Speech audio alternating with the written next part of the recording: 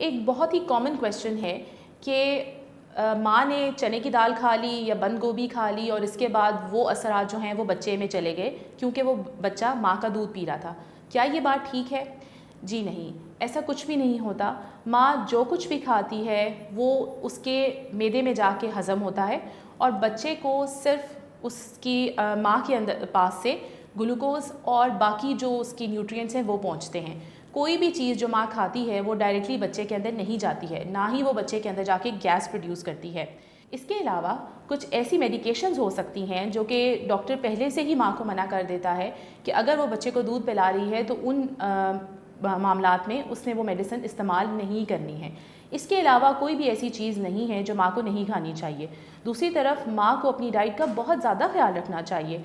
अगर वो बच्चे को दूध पिला रही है तो उसको उन चीज़ों का इस्तेमाल करना चाहिए जिनमें प्रोटीन का जो है वो क्वांटिटी ज़्यादा है और हेल्दी चीज़ें हैं। नट्स का इस्तेमाल ज़्यादा करना चाहिए और अपना पूरा ख्याल रखना चाहिए। सिर्फ वेरीफाइड डॉक्टर से अपॉइंटमेंट बुक कराओ। ओला डॉक, डॉक्टर का अपॉइंटमेंट आसानी से।